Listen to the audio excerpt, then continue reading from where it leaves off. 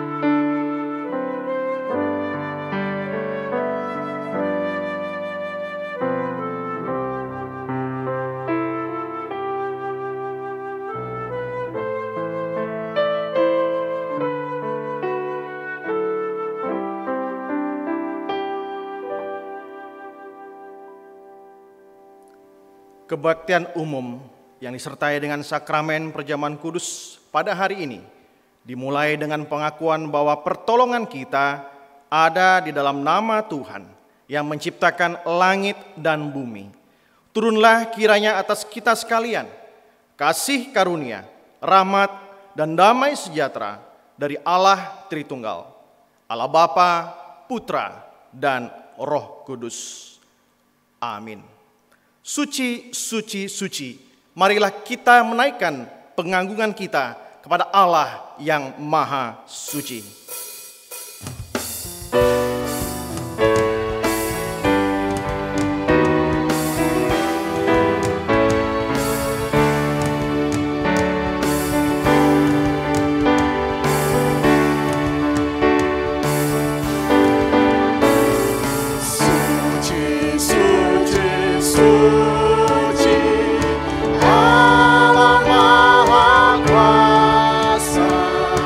Kami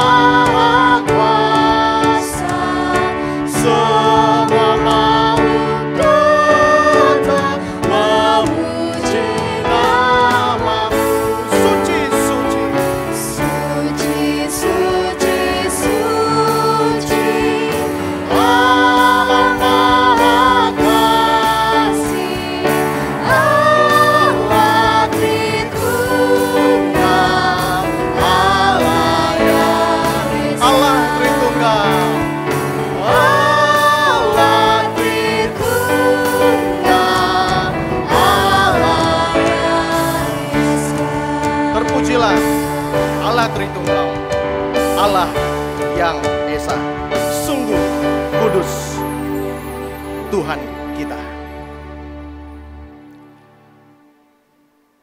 Mazmur nomor 103 ayat 11 sampai 12 akan menjadi nas pembimbing kita yang melandasi ibadah pada hari ini.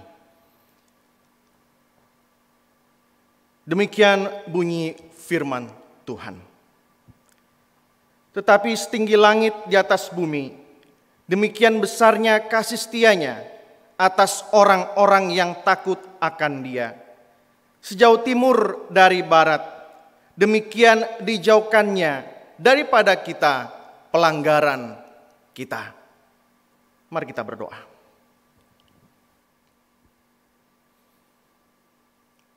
Tuhan, kami bersyukur Engkau Allah yang bertata di dalam kehidupan kami. Engkau Allah yang berdaulat di dalam kehidupan kami. Tidak ada satu masa, tidak ada satu saat di mana Engkau tidak memegang kendali kehidupan kami. Oleh karena itu Tuhan, atas setiap musim, atas setiap masa yang Tuhan izinkan terjadi di dalam kehidupan kami, ada masa yang menyenangkan, ada masa yang tidak menyenangkan, ada masa yang kami merasakan sungguh penuh dengan berkat. Namun ada masa di mana kami hidup dalam tekanan. Ada masa di mana kami sehat. Ada masa di mana kami sakit. Dan kami tahu Tuhan, Allah berdaulat atas semuanya itu. Dan Tuhan izinkan terjadi agar kami terus mengandalkan Tuhan dalam kehidupan kami. Oleh karena itu Tuhan, sebagaimana kami ada, kami tahu itu semua karena pertolongan Tuhan. Pada saat ini kami merendahkan segala keberadaan kami. Kami ingin masuk dalam hadirat Tuhan. Oleh karena itu Tuhan, ampunilah kami dan layakkanlah kami manusia yang lemah dan sangat terbatas ini. Kami manusia pendosa Tuhan. Tapi kami datang di bawah kaki Tuhan, memohon pengampunan dan Tuhan yang layakkan kami.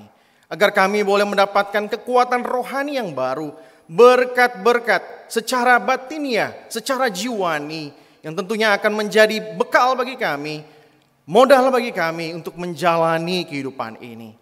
Tuhan berkati seluruh rangkaian ibadah hari ini.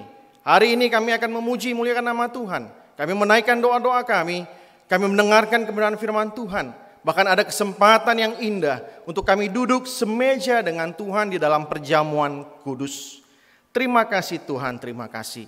Berkati seluruh rangkaian ibadah hari ini. Demi Kristus Yesus, Sang Kepala Gereja, kami berdoa.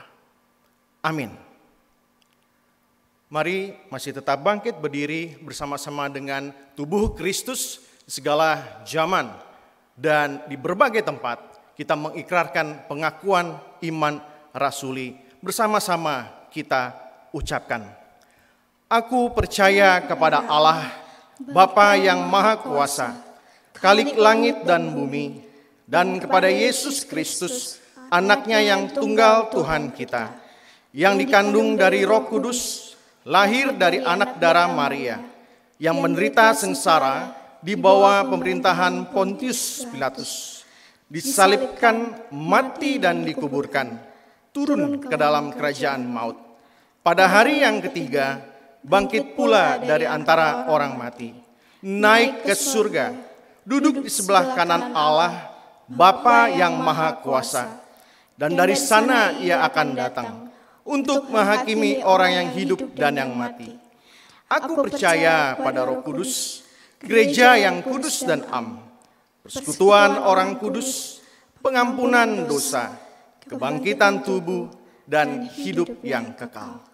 Amin. Jemaat Tuhan dipersilakan duduk kembali. Tuhan telah menolong kita melewati beberapa bulan masa pandemi ini. Ada kesukaran pasti, tapi lebih pasti lagi tangan Tuhan tetap memegang kita. Kita tidak pernah ditinggalkan sendirian. Dan kita boleh melihat kebesaran Allah. Mari bersama-sama kita pujikan, besarlah Allahku.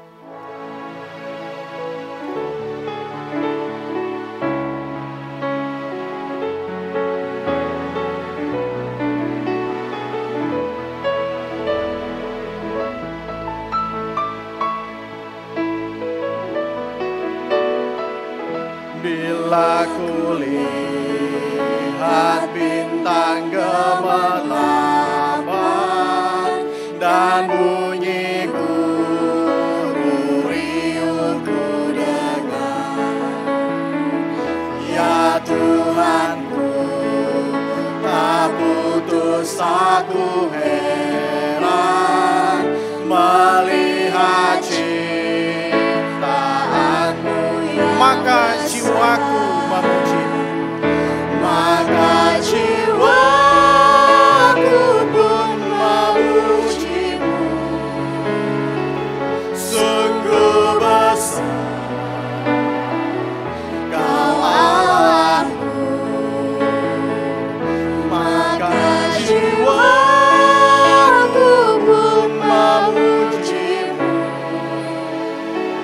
Sungguh besar ya Allahku. Ya Tuhan, ya Tuhanku, apabila ku renungkan pemberian-Mu dalam penebus, ku tertegun bagiku dicurahkan oleh Putra-Mu darahnya, maka jiwaku memuji, maka jiwaku pun memujimu. Sungguh besar Kau Allahku, maka jiwaku pun memujimu. Sungguh besar Kau Allahku.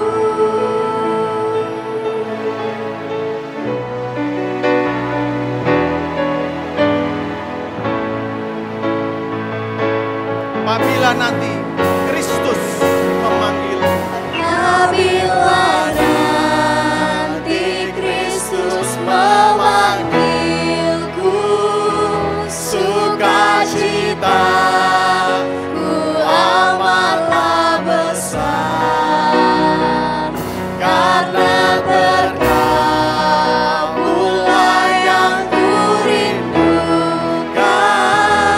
melihat Kau Tuhanku akan, maka jiwaku pun memujimu. Sungguh besar Kau Allahku, maka jiwaku pun memujimu. Sungguh besar Kau Allah, sungguh besar Kau Allah, sungguh besar Kau Allahku.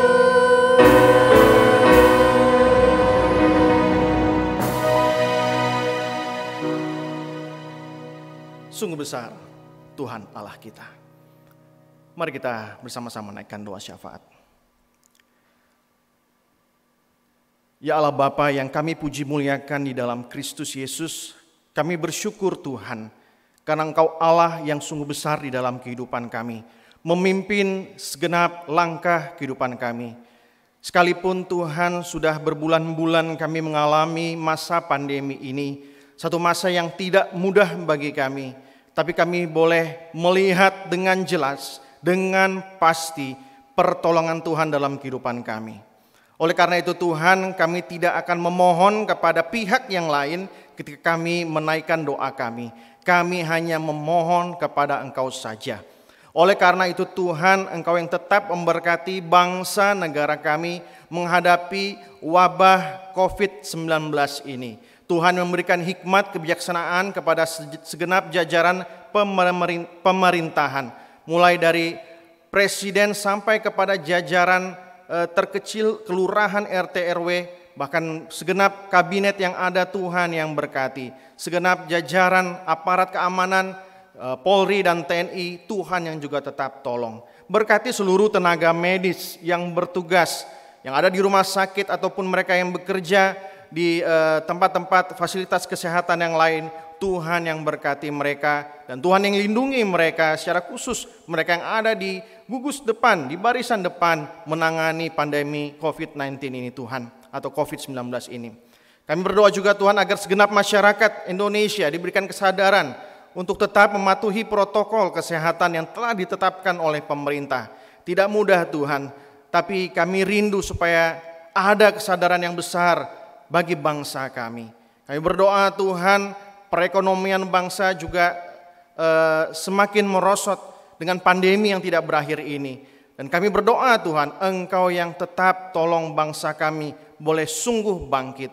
Kami bersyukur Tuhan untuk segenap rangkaian uji coba vaksinasi yang akan dilakukan. Tuhan berkati supaya tepat pada waktunya ada vaksin yang baik, yang berhasil diterapkan untuk penanganan pandemi ini. Terima kasih Tuhan. Untuk gereja kami tetap doakan Tuhan untuk segenap rangkaian ibadah online dan kegiatan-kegiatan lainnya, kegiatan pendukung lainnya seperti persekutuan yang juga masih dilaksanakan secara online. Tuhan yang berkati setiap persiapan hamba-hamba Tuhan atau rohaniwan, berkati segenap majelis, berkati setiap jemaat yang juga turut mempersiapkan hati mengikuti segenap rangkaian ibadah online ini. Terima kasih Tuhan. Kami terus juga mendoakan jemaat Tuhan yang sedang dalam permasalahan, yang dirundung permasalahan, mereka yang ada dalam sakit penyakit, Tuhan yang memberikan kesembuhan, mereka yang tengah berduka, Tuhan yang memberikan penghiburan. Terima kasih Tuhan. Kami juga doakan Tuhan untuk persiapan ibadah Natal yang akan dilaksanakan juga masih secara online, baik itu ibadah Natal umum maupun komisi anak. Tuhan yang memberkati. Terima kasih Tuhan. Teringat di dalam doa kami untuk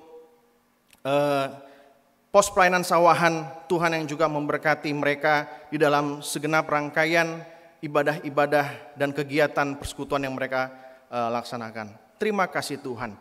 Inilah segenap doa kami, Engkau yang juga turut memperhatikan pergumulan pribadi lepas pribadi, keluarga lepas keluarga, yang ada di Gereja Kristen Kalam Kudus Yogyakarta ini.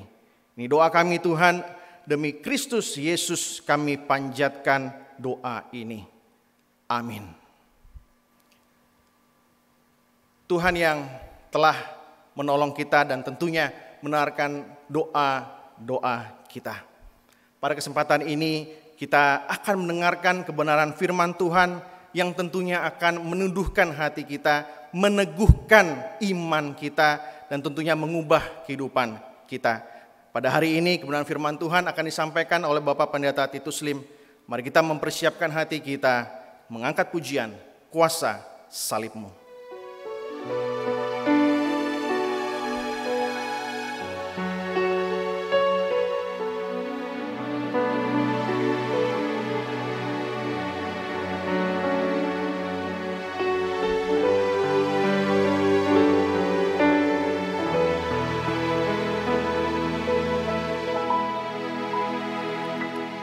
Ada tempat yang mulia, anugerah-Mu tercurah, Kau berikan hidup-Mu sebagai ganti dosaku.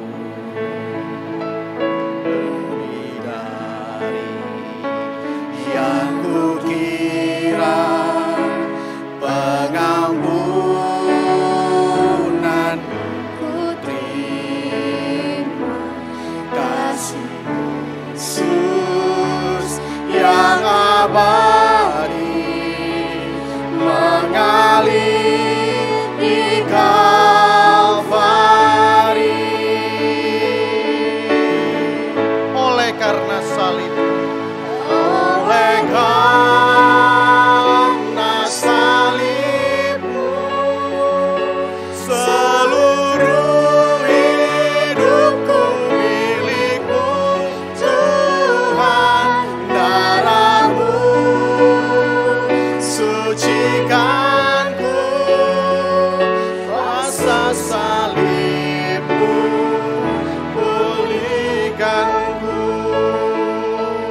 tempat yang mulia, anugerah-Mu dari surga.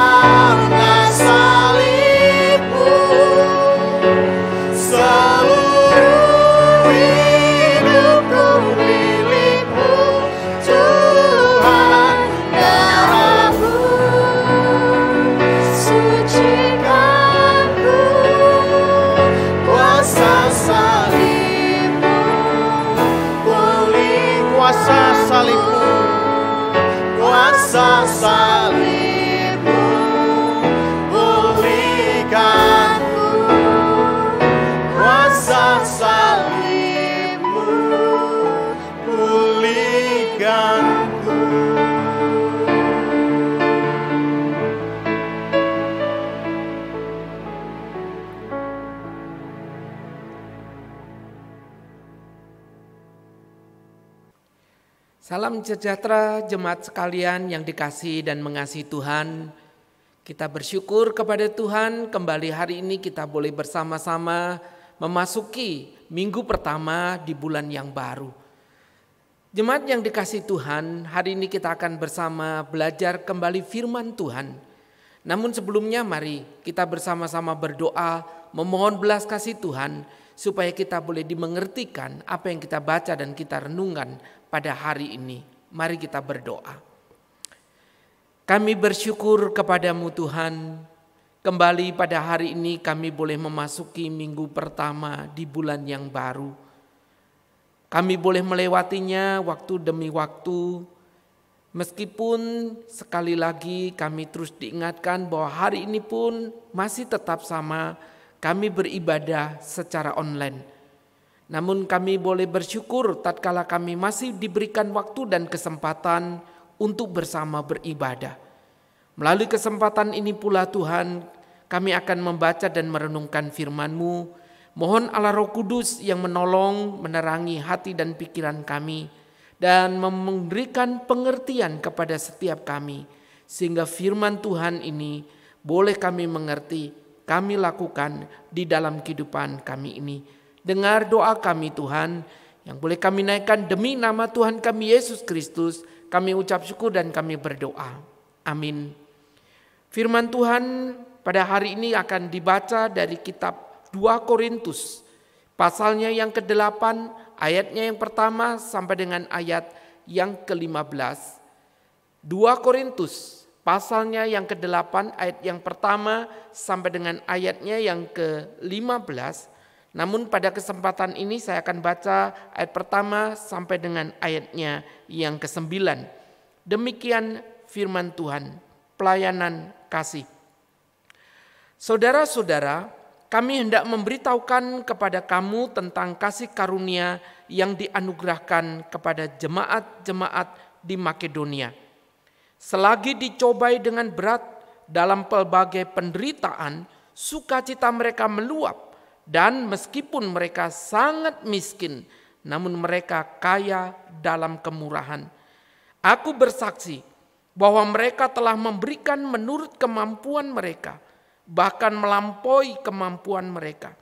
Dengan kerelaan sendiri mereka meminta dan mendesak kepada kami supaya mereka juga beroleh kasih karunia untuk mengambil bagian dalam pelayanan kepada orang-orang kudus. Mereka memberikan lebih banyak daripada yang kami harapkan. Mereka memberikan diri mereka pertama-tama kepada Allah, kemudian oleh karena kehendak Allah juga kepada kami. Sebab itu kami mendesak kepada Titus supaya ia mengunjungi kamu dan menyelesaikan pelayanan kasih itu sebagaimana ia telah memulainya. Maka sekarang sama seperti kamu kaya dalam segala sesuatu, dalam iman, dalam perkataan, dalam pengetahuan, dalam kesungguhan untuk membantu, dan dalam kasihmu terhadap kami. Demikianlah juga hendaknya kamu kaya dalam pelayanan kasih ini.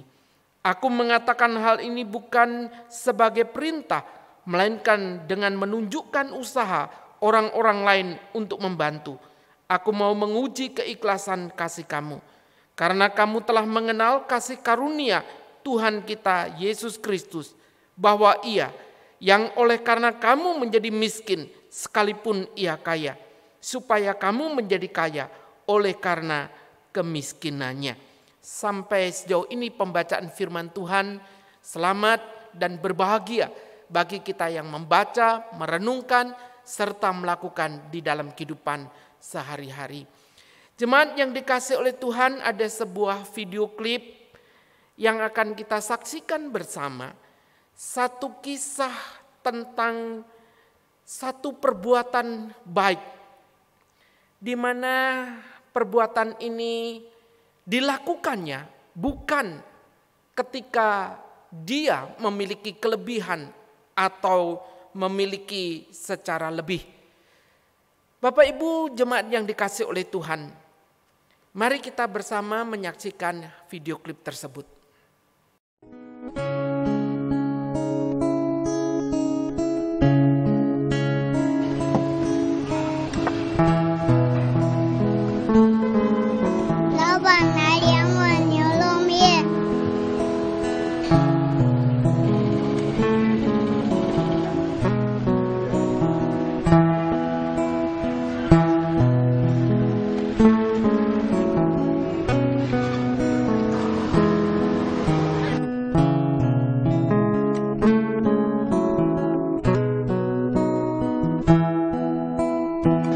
老板娘结账。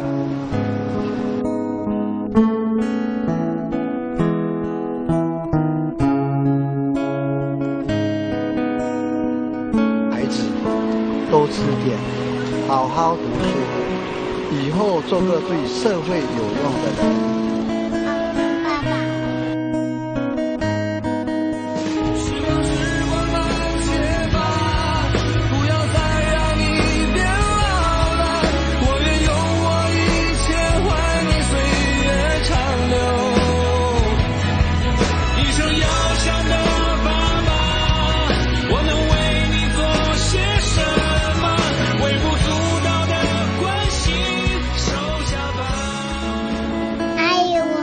牛肉是阿姨送给你的，不用钱。谢谢阿姨。谢谢。客气。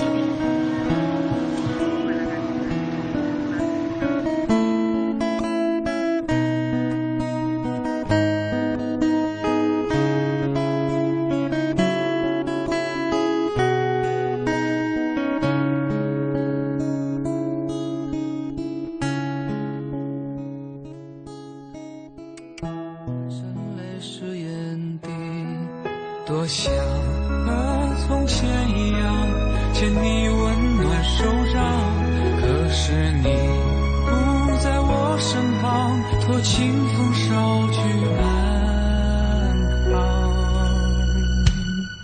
时光慢些吧，不要再让你变老了，我愿用我一切换你岁月长流。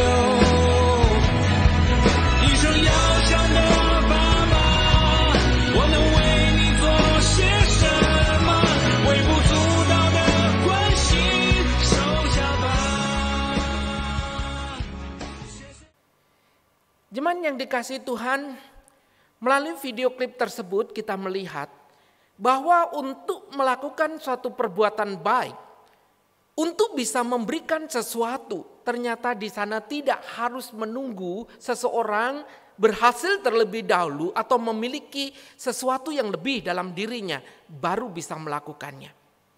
Memang pada waktu kita berbicara untuk soal memberi, apalagi di tengah situasi yang sulit seperti saat ini, rasanya bukanlah sesuatu yang mudah, bukan?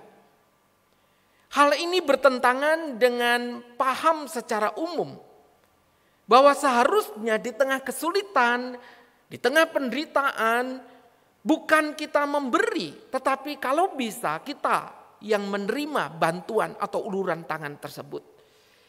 Hal ini sangat berbeda sekali Bapak Ibu yang dikasihi oleh Tuhan dengan pandangan yang ada di sekitar kita. Kalau seseorang di tengah kesulitan hidupnya masih bisa memikirkan, masih bisa melakukan, bahkan masih bisa mengulurkan tangannya kepada orang lain. Nah, contoh yang real ini bukan hanya ada di sekitar kita, tetapi kita juga melihat bagaimana di dalam firman Tuhan sebagai anak-anak Tuhan kita diperlihatkan ada contoh-contoh bagaimana anak-anak Tuhan di tengah kesulitan hidupnya, di tengah pergumulannya, di tengah keterbatasannya, tetapi masih bisa melakukan sesuatu yang menjadi berkat, bahkan memuliakan nama Tuhan. Jemaat yang dikasihi oleh Tuhan, salah satu contoh yang akan kita lihat adalah dari bagian firman Tuhan yang kita baca hari ini. Di sana berbicara tentang kondisi saat Rasul Paulus mengingatkan jemaat di kota Korintus.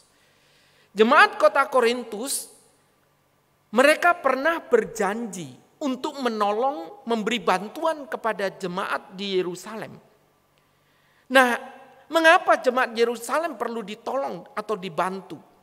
Jemaat Yerusalem pada waktu itu mengalami kondisi yang sulit. Bahkan ada beberapa penafsir mengatakan karena iman mereka mengalami tekanan, mengalami penganiayaan, itu sebabnya juga mempengaruhi kondisi dan keadaan secara ekonomi bagi jemaat Tuhan yang ada di Yerusalem. Kemungkinan yang lain adalah Yerusalem pada waktu itu menghadapi bencana, sehingga mereka menjadi orang-orang yang mengalami kesulitan untuk bisa hidup dengan baik.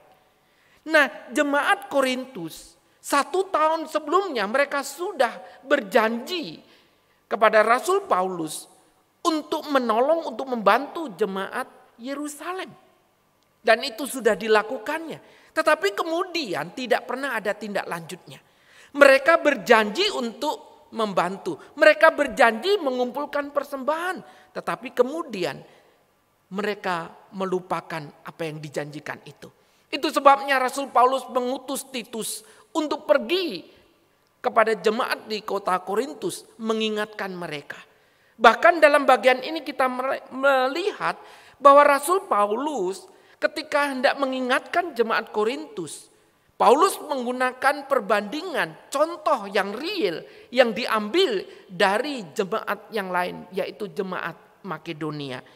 Bapak Ibu Saudara yang dikasihi oleh Tuhan, Paulus mengambil jemaat Makedonia menjadi contoh dan teladan oleh karena di sana di tengah hidup mereka yang sulit, di tengah pergumulan yang mereka hadapi, justru jemaat Makedonia memiliki satu kesaksian yang sangat baik.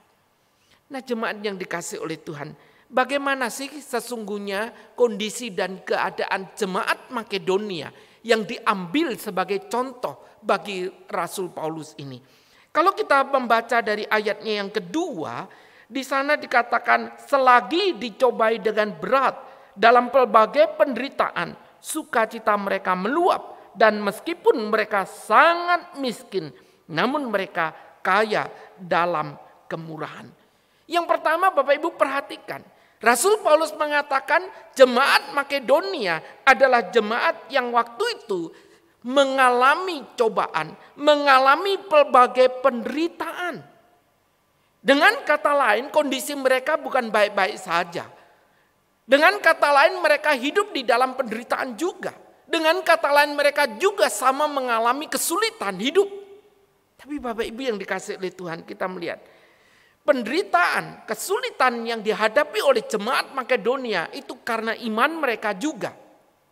Tapi di tengah kondisi yang seperti ini, Rasul Paulus mengambil sebagai contoh justru untuk membandingkan dengan kondisi keadaan jemaat di kota Korintus. Mereka dalam kondisi yang sulit dan di dalam penderitaan. Kemudian yang kedua dikatakan mereka itu sangat miskin.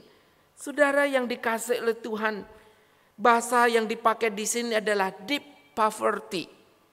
Yang menunjukkan bahwa bagian kehidupan orang-orang yang ada di Makedonia ini betul-betul adalah orang yang sangat amat miskin. Nah, kata miskin di dalam Alkitab seringkali ada dua yang dipakai. Yang pertama yaitu kata penes.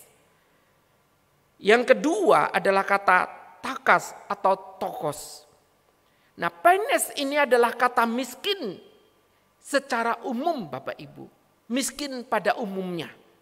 Saya ambil contoh Bapak Ibu yang dikasihi Tuhan.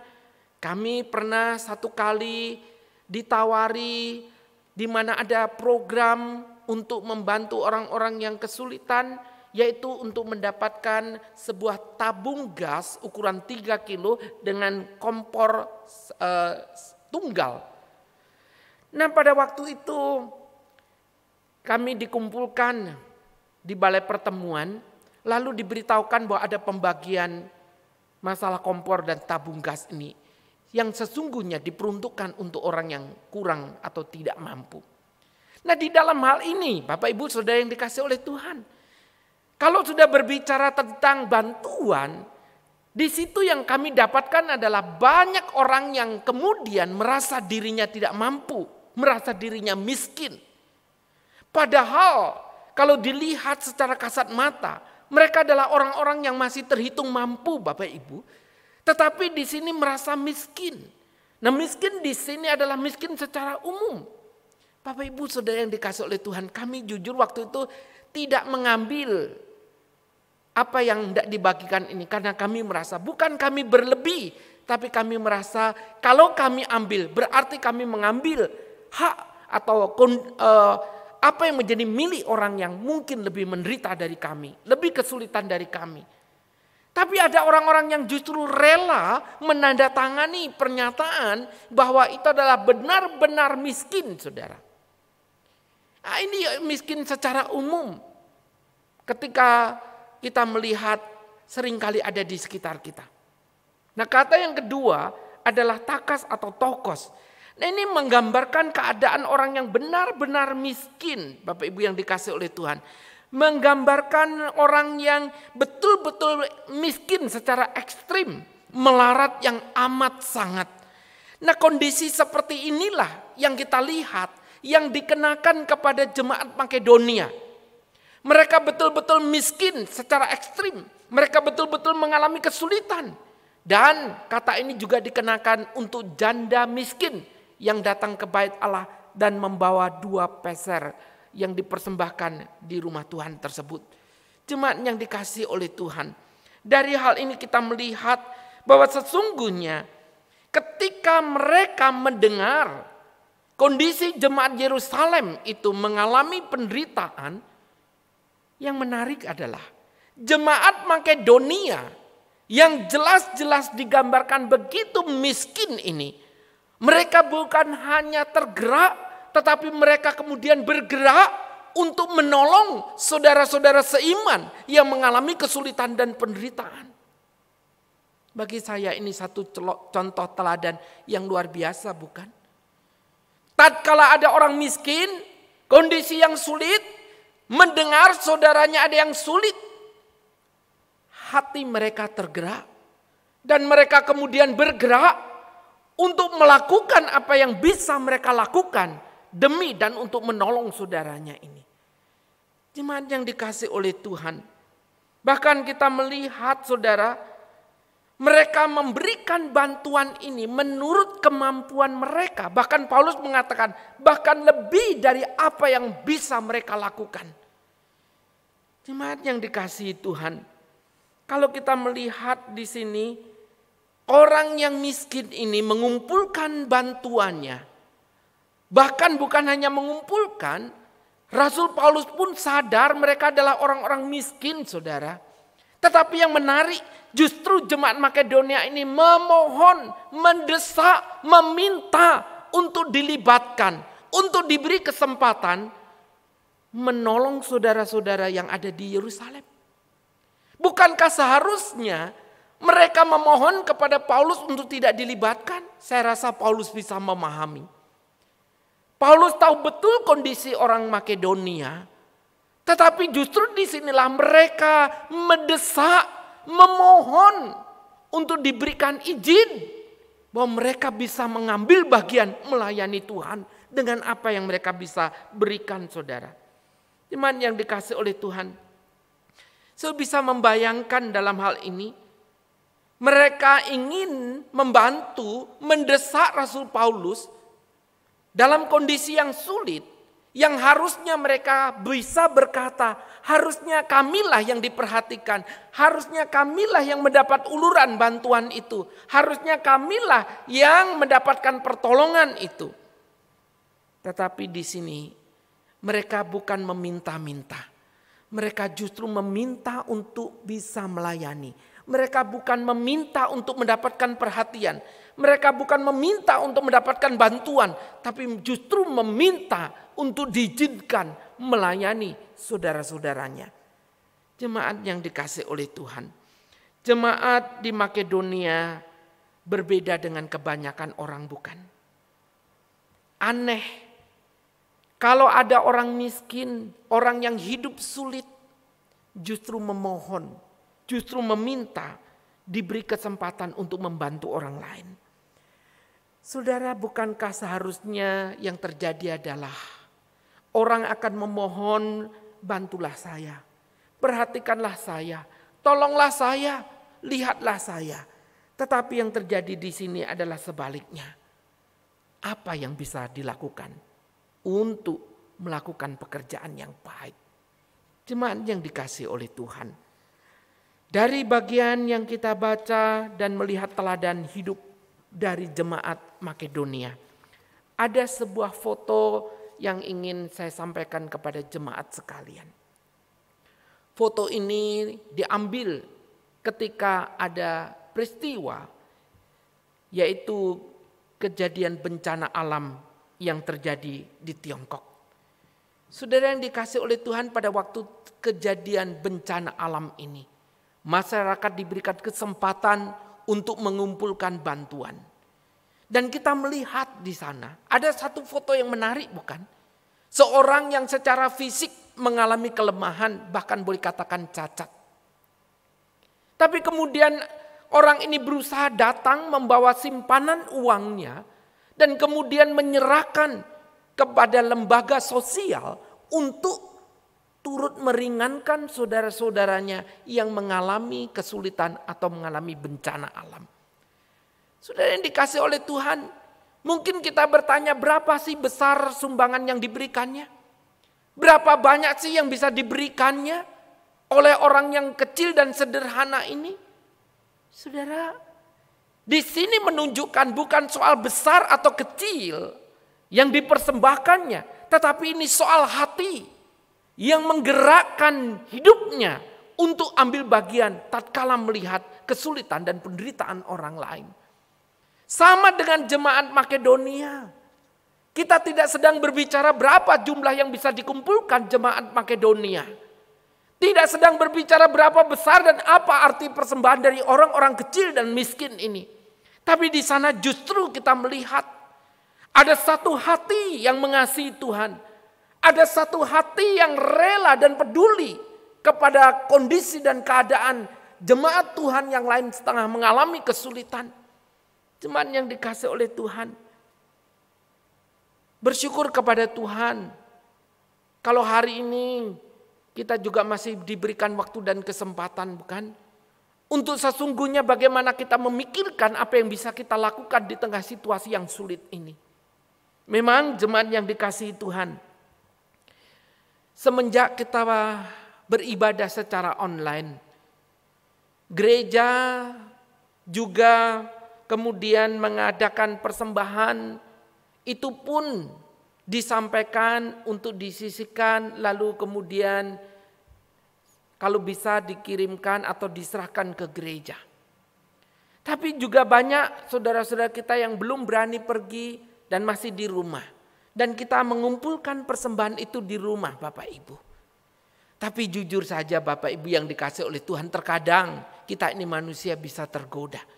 Tatkala kita menyimpan uang persembahan tersebut, dan setelah sekian lama tentu jumlah persembahan itu nampak begitu banyak, bukan? Nah, ketika kita melihat semakin banyak, terkadang kita juga bisa tergoda.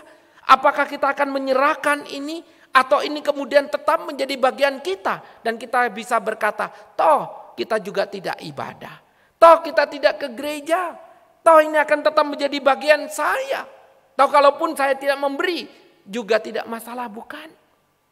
Jemaat yang dikasihi Tuhan, kembali dari bagian firman Tuhan yang kita lihat, jemaat Makedonia juga sama.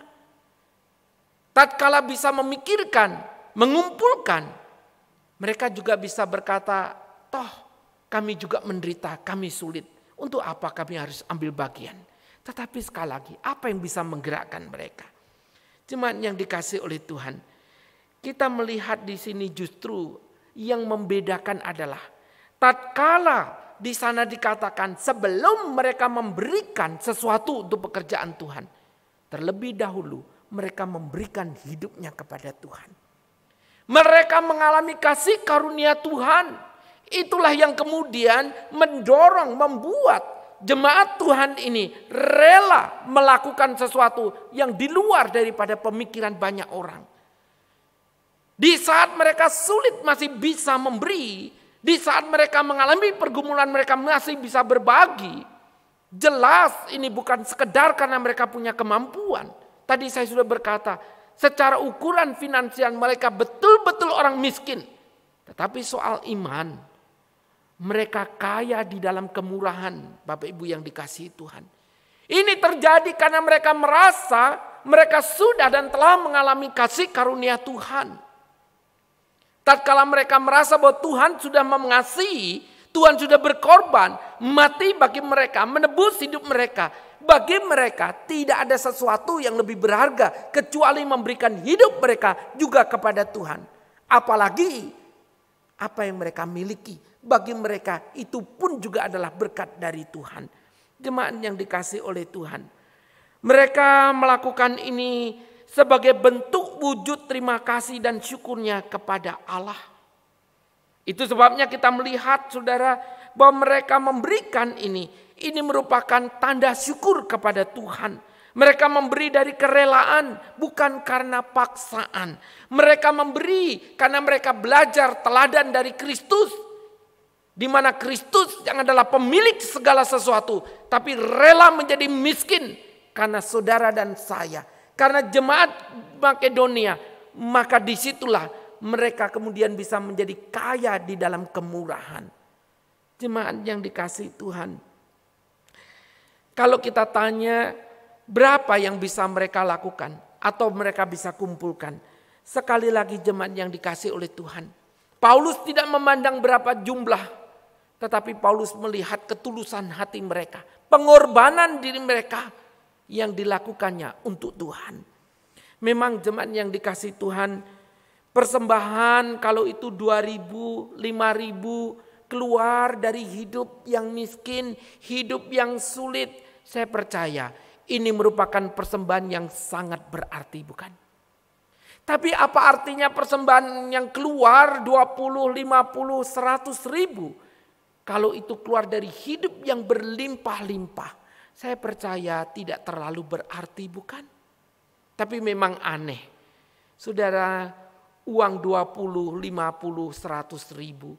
Tatkala kita bawa untuk pergi jalan-jalan, baik itu ke mall, ke pasar, rekreasi, kemanapun, kita akan merasa bahwa uang itu terlalu kecil, bukan? Uang itu sepertinya tidak ada artinya, bukan? Tapi tatkala kita memasukkan itu ke dalam kantong persembahan, maka disitulah kita baru merasa ini uang terlalu besar. Ini uang terlalu banyak, saudara. Justru disinilah Bapak Ibu yang dikasih oleh Tuhan sekali lagi. Seringkali orang berkata bahwa memberi kepada Tuhan itu memang bukan sekedar jumlah tetapi hati. Tapi betulkah hatimu mengasihi Tuhan dengan melakukan semuanya itu? Jemaat yang dikasih oleh Tuhan. Satu kali seorang hamba Tuhan yang melayani di sebuah daerah bertemu dengan seorang jemaatnya sebagai petani. Nah, hamba Tuhan ini bertanya kepada jemaatnya pada waktu berkunjung, "Pak Tani, kalau hari ini Pak Tani punya uang misalnya 200.000, yang 100 untuk Pak Tani, yang 100 lagi untuk Tuhan. Apakah Pak Tani mau melakukannya?" Saudara, Pak Tani ini dengan antusias dan berkata, 100.000 akan saya berikan untuk Tuhan. Lalu kemudian Bapak Pendeta melanjutkan lagi, "Pak Tani, kalau misalnya Bapak punya 2 ekor sapi, yang satu untuk Bapak, yang satu untuk Tuhan, apakah Bapak mau memberikannya?" Apa jawabnya? Kembali Pak Tani ini berkata, "Oh, kalau saya punya 2 ekor sapi, satu untuk saya, satu untuk Tuhan, saya akan berikan satu itu untuk Tuhan dan satu untuk saya." Lalu kemudian Pak Pendeta masih melanjutkan lagi dan berkata, "Pak Tani, kalau Bapak punya 2 ekor kambing, satu untuk Bapak, satu untuk Tuhan, apakah Bapak mau memberikannya?" Saudara, apa jawabnya? Untuk kali ini Pak Tani itu kemudian berkata, "Kalau ini saya tidak setuju Pak Pendeta." Kenapa tidak setuju? Dia berkata, uang 200 saya tidak punya, sapi 2 saya tidak punya, tapi 2 ekor kambing saya punya Pak Pendeta. Jadi kalau 2 ekor kambing ini lalu satu untuk Tuhan, saya merasa keberatan.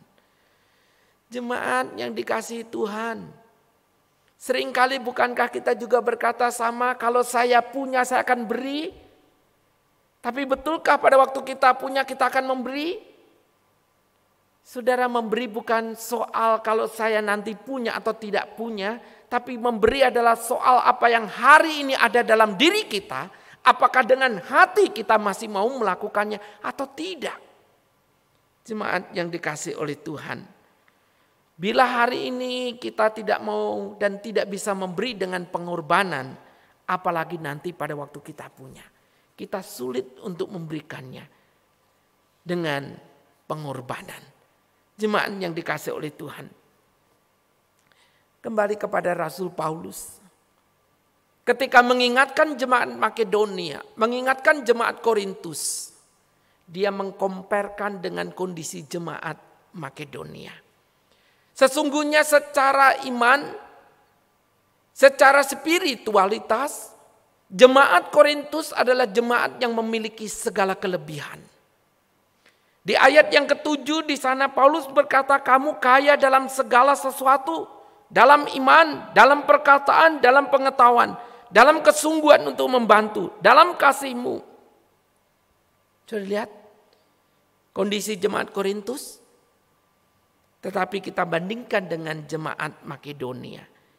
Selagi dicobai dengan begitu berat, dalam berbagai kondisi dan keadaan, bahkan ketika mereka hidup dalam kesulitan dan kemiskinan, mereka meluap dengan sukacita tatkala mereka membantu saudara-saudara yang mengalami kesulitan. Dan mereka memiliki kekayaan di dalam kemurahan. Sangat kontras, bukan? Satu sisi kaya dengan hal-hal yang tampak rohani, tapi miskin di dalam kemurahan. Sementara jemaat Makedonia miskin secara lahiriah, tetapi juga kaya di dalam kemurahan. Dari kondisi seperti ini, jemaat yang dikasih oleh Tuhan, Apa yang membedakannya? Adalah soal kualitas rohani. Kualitas rohani inilah yang membedakan seseorang.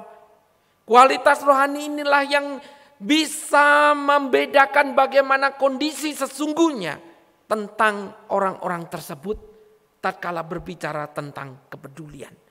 Jemaat yang dikasihi Tuhan. Lalu pertanyaannya, siapa yang kaya dan siapa yang miskin?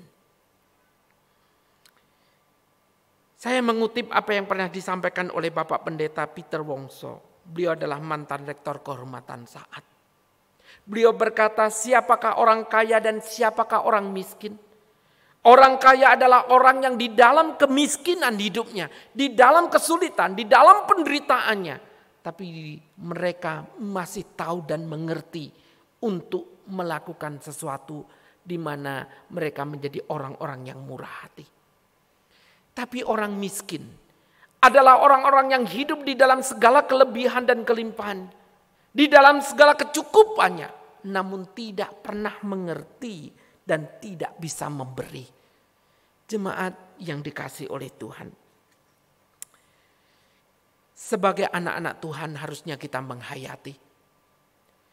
Jikalau Tuhan kita Yesus Kristus, Dia yang sudah memberikan hidup mati bagi saudara dan saya yang adalah orang-orang yang berdosa. Yang harusnya dimurkai oleh Allah ini. Sekarang mendapatkan belas kasih dan anugerahnya. Bukankah harusnya kita menyadari tatkala kita bisa memberikan atau melakukan satu kemurahan hati. Itu adalah karena kita sadar kita ingin belajar membalas cinta kasih Tuhan, bukan? Kita ingin melakukan satu hal yang baik berkaitan dengan kemurahan, berkaitan dengan apa yang kita syukuri atas segala kasih dan pengorbanan Tuhan, bukan? Iman yang dikasih oleh Tuhan. Hari ini tatkala kita berbicara soal memberi, saudara, saya berharap saudara bukan berpikir bahwa gereja itu mata duitan. Kalau hari ini kita berbicara tentang memberi, sekali lagi, bukan berarti gereja terus-menerus meminta uang. Bukan berarti gereja sepertinya tidak mau peduli tentang kondisi yang terjadi ini. Tetapi justru inilah prinsip yang diajarkan Tuhan. Bahwa memberi bukan soal berapa besar, bukan soal kondisi. Karena kita lihat kondisi jemaat Makedonia jauh lebih sulit dibandingkan kita pada umumnya, bukan? Tapi memberi ternyata adalah soal hati kita. Menyangkut kerohanian kita. Jemaat yang dikasihi oleh Tuhan.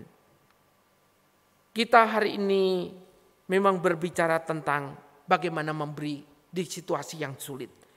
Tapi kita mesti sadar, persembahan itu bukan sekedar iuran gereja. Persembahan bukan donasi. Tetapi di sini satu bentuk pelayanan kita kepada Tuhan. Bentuk syukur kita kepada Tuhan. Saudara yang dikasihi oleh Tuhan. Tentu pada waktu kita memberi. Bukan dengan maksud supaya Tuhan mencurahkan berkat-Nya atas hidup kita. Kita memberi bukan supaya Tuhan membalas dengan lipat kali ganda. Kita memberi bukan supaya kita dibebaskan dari kesulitan hidup. Tetapi Tuhan yang sudah melakukan hal yang terbaik bagi kita. Dan disinilah ketika kita melakukan semuanya ini. Ini sebagai ungkapan syukur kita kepada Tuhan. Jemaat yang dikasihi Tuhan. Seperti tadi saya mengatakan hari ini membicarakan soal persembahan di saat pandemi COVID ini. Bukan sesuatu yang mudah. Semua mengalami kesulitan. Bahkan Bapak Ibu, di saat derasnya isu tentang PHK, isu tentang lesunya perekonomian, isu tentang banyaknya saudara-saudara kita yang dirumahkan, atau mereka hanya menerima sebagian aja, atau mereka mengalami pemotongan gaji dan seterusnya. Saudara yang dikasihi Tuhan, saya ingin menyampaikan puji syukur kepada Tuhan. Baik gereja, baik sekolah kita, sekolah Kristen Kalam Kudus, terus berusaha untuk melakukan yang terbaik dan memberikan yang terbaik untuk guru, staf, karyawan, bahkan para pelayan Tuhan. Jemaat yang dikasihi Tuhan, kita memiliki sekolah Kristen Kalam Kudus yang juga bergumul dengan keberlangsungan untuk proses belajar mengajar. Kita juga menyadari bahwa di sana sempat kita ada kendala soal SPP. Ada kendala untuk guru, staf, karyawan, bagaimana mereka akan keberlangsungannya. Tapi sekali lagi Bapak Ibu, saya bersyukur kepada Tuhan. Yayasan masih ada orang-orang yang terus memikirkan apa yang bisa dilakukan, apa yang terbaik. Bahkan memikirkan untuk semuanya boleh berjalan dengan baik. Termasuk di dalamnya gereja Bapak Ibu. Gereja kita terus berlangsung. Biaya operasional tetap dibutuhkan. Dan di sana semenjak ibadah online, semenjak pandemik, jelas kita tahu semua persembahan gereja mengalami penurunan, bukan? Tetapi sekali lagi Bapak Ibu yang dikasihi Tuhan, di sana masih ada anak-anak Tuhan yang terus memikirkan, yang melakukan hal yang terbaik supaya gereja boleh tetap berlangsung, pelayanan boleh berlangsung, orang-orang yang melayani di dalamnya boleh tetap terperhatikan. Bukan karena sekolah punya kelebihan, gereja punya lebih, tetapi di sana saya ingin mengatakan karena di dalamnya ada orang-orang yang masih punya hati, punya kecintaan kepada Tuhan, masih memikirkan bukan bagaimana mereka mengurangi atau memikirkan bagaimana kondisi yang sulit ini. Tetapi lebih daripada itu memikirkan di tengah kondisi sulit ini bagaimana tetap untuk menjadi berkat. Bersyukur kepada Tuhan, jemaat yang dikasihi Tuhan. Kalau hari ini kita masih boleh bersama beribadah. Hari ini kita masih diberikan waktu kesempatan. Hari ini kita bersama-sama mengenang akan pengorbanan Tuhan kita di atas kayu salib. Bukankah disinilah satu kesempatan kembali. Kalau Tuhan sudah melakukan semua yang terbaik, apa yang kita hendak lakukan? Jemaat, mari kita kembali memikirkan, biarlah kita boleh tetap melakukan memberi sekalipun di tengah kondisi yang sulit. Sebagai ungkapan syukur kita kepada Tuhan. Dan kita pun menyadari bahwa Tuhan tetap boleh menyertai dan memberkati hidup kita sekalian. Jemaat yang dikasihi Tuhan, mungkin hari ini banyak jemaat yang takut untuk menyerahkan ke gereja karena belum berani keluar. Atau kemudian jemaat masih memikirkan belum bisa melakukan sesuatu di mana kita bisa memberi seperti halnya rutin pada waktu kita beribadah di gereja. Tapi kalau Bapak Ibu tergerak, Bapak Ibu sudah menghubungi majelis, Bapak Ibu sudah menghubungi TU. Tapi intinya adalah kita berbicara soal hati dan berbicara soal mengasihi Tuhan dengan apa yang bisa kita lakukan. Kiranya Tuhan menolong dan mengasihani kita. Amin. Mari kita berdoa. Tuhan Bapa di dalam sorga, kami bersyukur dan berterima kasih untuk sebuah kesempatan masih Tuhan berikan kepada kami untuk boleh bersama beribadah. Hari ini kami belajar firman Tuhan yang mengingatkan kepada kami bahwa ada satu contoh teladan dari jemaat Makedonia ketika dalam kondisi sulit, miskin, menderita, namun mereka kaya di dalam kemurahan. Tuhan, kami sadar saat-saat ini untuk melakukan hal yang baik, untuk peduli, untuk memberi bukanlah hal yang mudah. Tapi ajar kepada kami untuk melihat lebih daripada itu, bahwa Engkau sudah mengasihani kami, Engkau sudah berkati kami, Engkau memelihara kami. Dan biarlah kami belajar untuk menyampaikan syukur kami dengan apa yang bisa kami lakukan. Dan tidak melupakan pekerjaan Tuhan, pelayanan Tuhan melalui apa yang bisa kami kerjakan.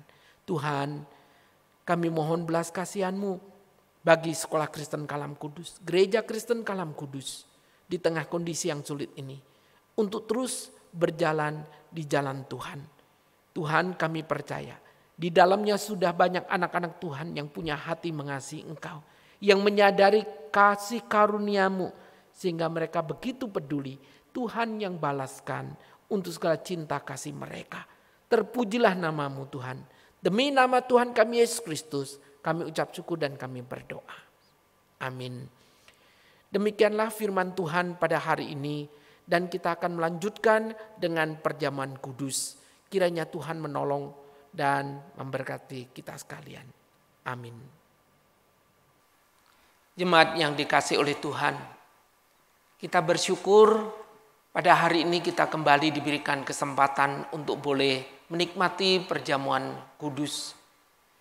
Kita bersyukur kepada Tuhan melalui perjamuan ini kita terus diingatkan akan cinta kasih Tuhan yang boleh Tuhan nyatakan di dalam kehidupan kita, yang sesungguhnya adalah orang-orang yang tidak layak, orang-orang yang patut dimurkai oleh Allah, tetapi oleh karena pengorbanan dari Tuhan kita Yesus Kristus, hari ini kita menjadi orang-orang yang diperkenan oleh Allah. Jemaat yang dikasihi oleh Tuhan, firman Tuhan berkata, karena waktu kita masih lemah, Kristus telah mati untuk kita orang-orang durhaka pada waktu yang ditentukan oleh Allah. Sebab tidak mudah seorang mau mati untuk orang yang benar, tetapi mungkin untuk orang yang baik ada orang yang berani mati. Akan tetapi Allah menunjukkan kasih-Nya kepada kita, oleh karena Kristus telah mati untuk kita ketika kita masih berdosa.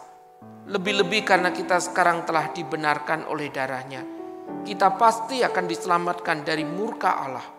Sebab jikalau kita ketika masih seteru diperdamaikan dengan Allah oleh kematian anaknya, lebih-lebih kita yang sekarang telah diperdamaikan pasti akan diselamatkan oleh hidupnya.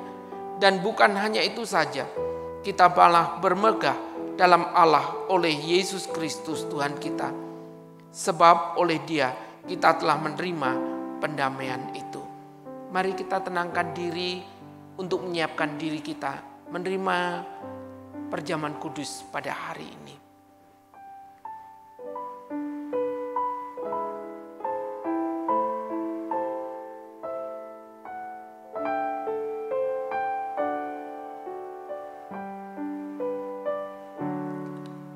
Pada malam Tuhan ku dikhianati,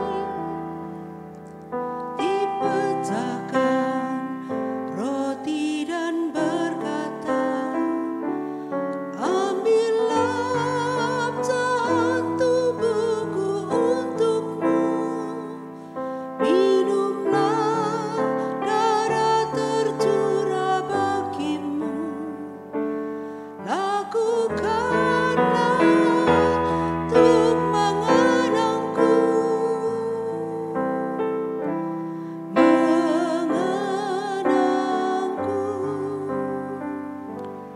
Jemaat yang dikasihi oleh Tuhan, perjamuan kudus ini terbuka untuk setiap kita.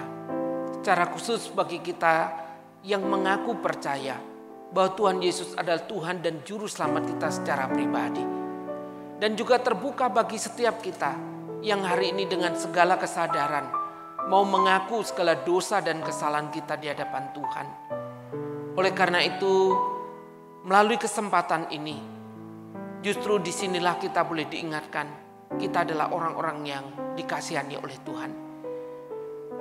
Bagi Bapak Ibu Saudara sekalian yang belum dibaptis dewasa maupun sidi, mohon untuk tidak mengambil perjamuan kudus tersebut sampai boleh mengikuti kelas katekisasi, kemudian dibaptis ataupun mengikuti sidi.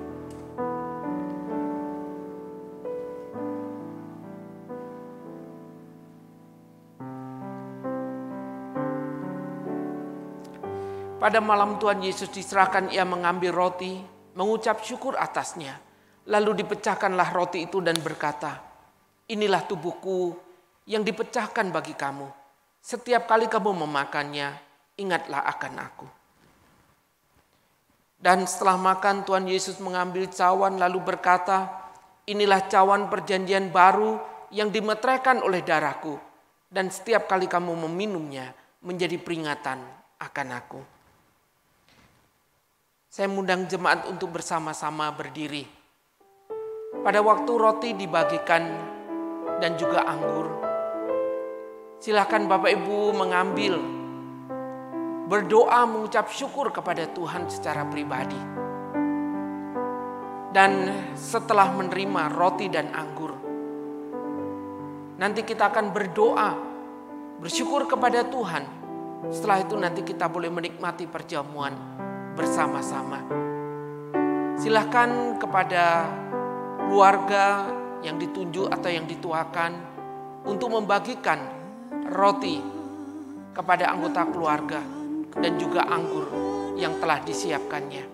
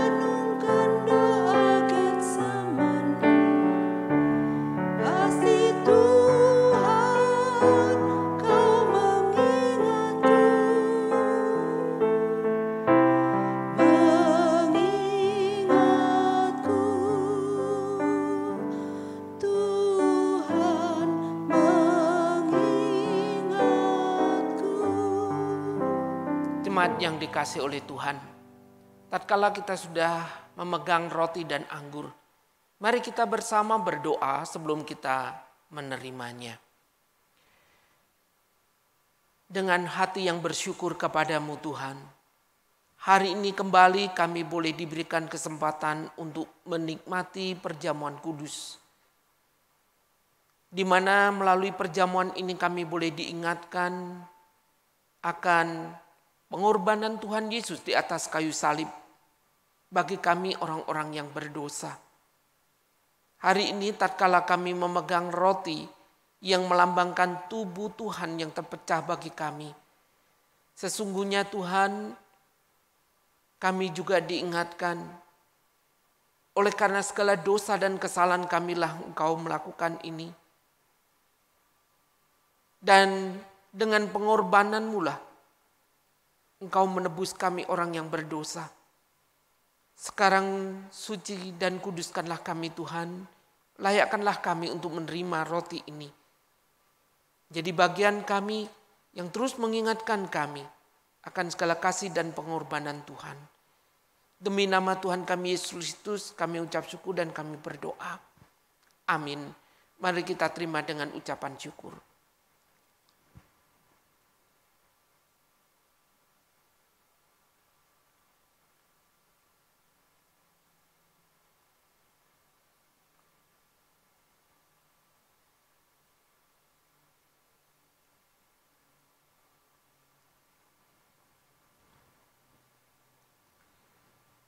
Mari kita bersama mengangkat cawan, kita berdoa sebelum kita menerimanya. Sekali lagi Tuhan kami juga berterima kasih. Cawan yang kami pegang ini juga melambangkan darah Tuhan yang tercurah bagi kami sekalian. Dan atas segala kasih pengorbanan-Mu lah Tuhan, kami ingin menaikkan syukur kami kepadamu. Dan terus mengingatkan kami untuk belajar mengasihi Tuhan, melakukan yang terbaik apa yang Tuhan inginkan sebagai ungkapan syukur kami kepadamu. Terima kasih Tuhan untuk segala kasih dan pengorbanan-Mu bagi kami, orang-orang yang berdosa ini. Dengar doa kami, syukur kami naikkan padamu. Kami mengucap syukur dan berdoa. Amin. Mari kita terima dengan ucapan syukur.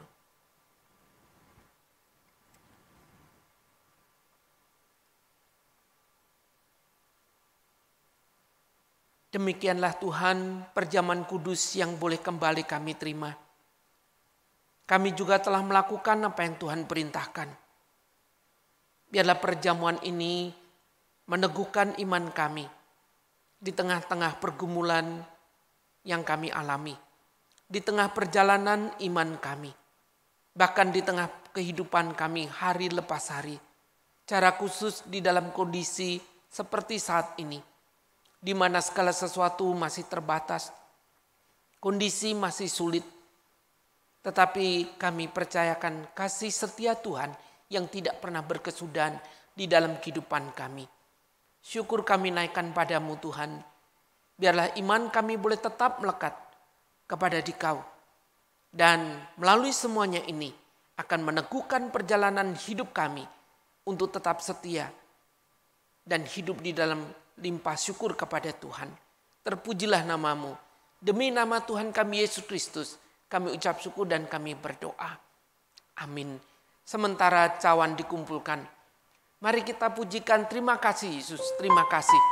Sebagai ungkapan syukur kita kepada Tuhan kita, Yesus Kristus.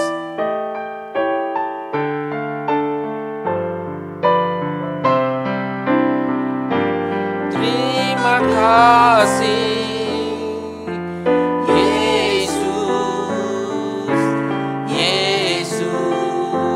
Terima kasih hanya anugerah-Mu buat hidupku sekarang, bukan memuji-Mu selamanya. Katakan sekali lagi, terima kasih Yesus, terima kasih.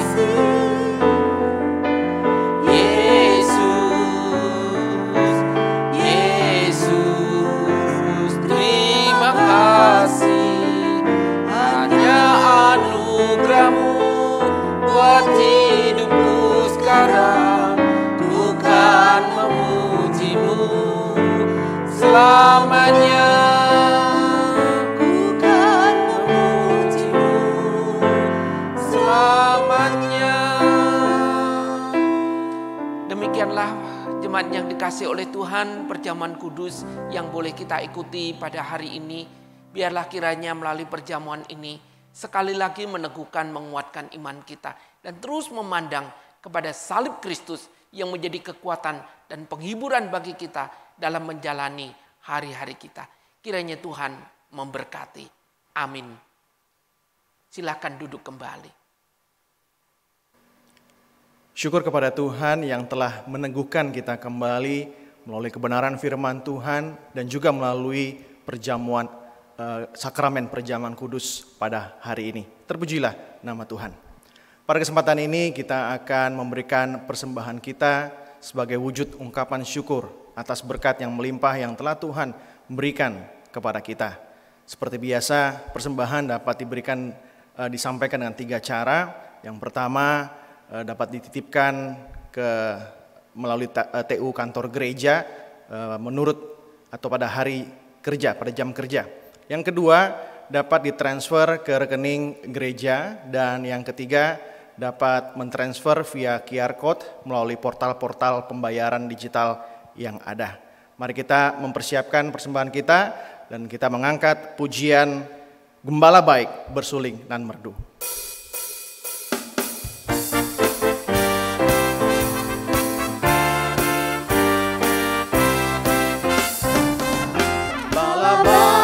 Bersuling dan merdu, membimbing aku pada air tenang, dan memberikan aku berteduh di padang rumput hijau bernama. Oh gembalaku, oh gembalaku itu Tuhanku,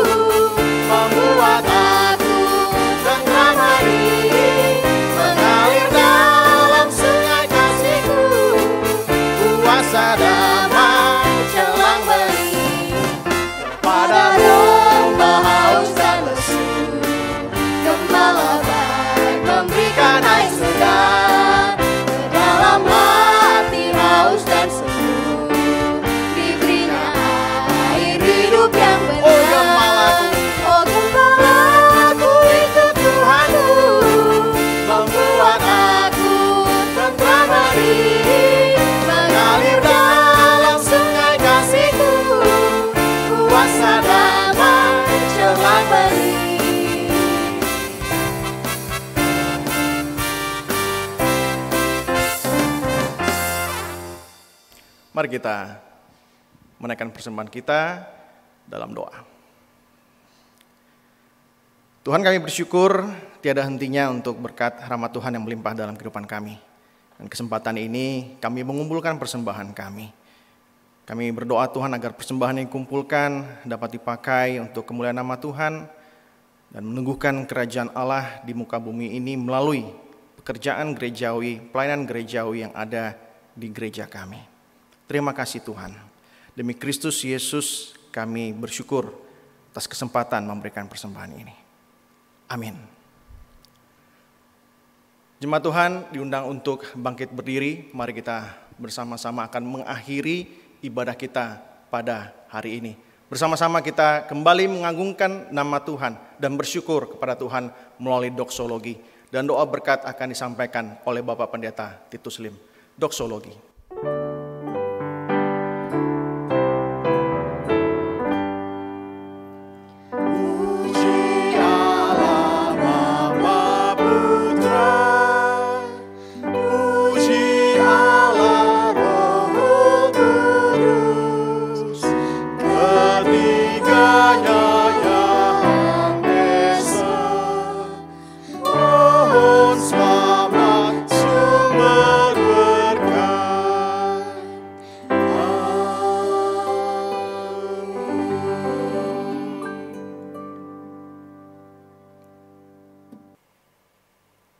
Jemaat yang dikasihi Tuhan, mari kita kembali di dalam kehidupan yang Tuhan berikan, kita harus jalani.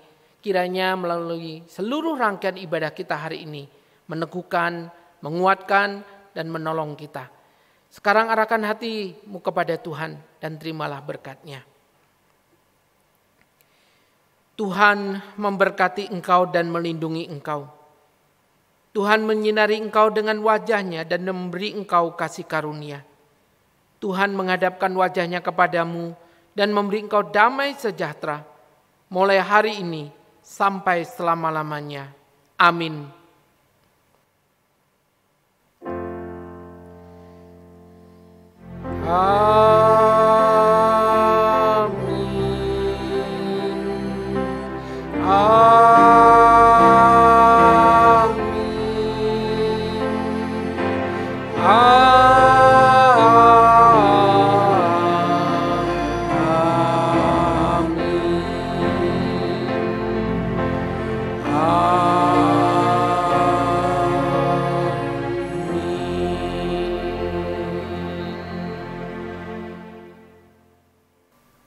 Jemaat disilakan duduk kembali. Mari kita mengambil waktu teduh sejenak.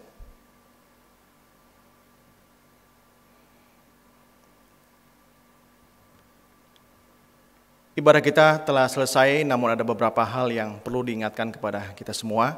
Minggu depan 11 Oktober 2020, gereja kita kembali akan melaksanakan ibadah atau kebaktian umum secara online. Mari segenap jemaat kita dengan setia beribadah kepada Tuhan tiap hari minggunya, meskipun masih dilaksanakan secara online.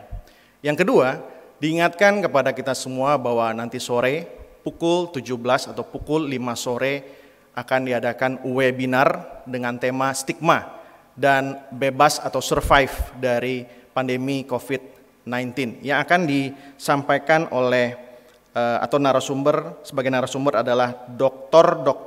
Tri Maharani. Jadi diingatkan untuk kita semua boleh menghadiri webinar secara online.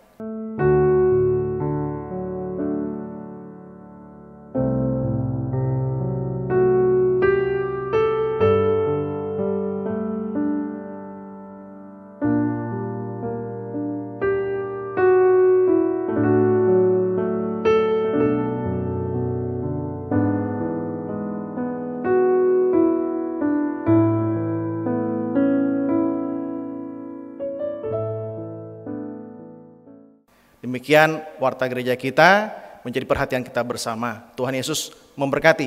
Selamat hari Minggu.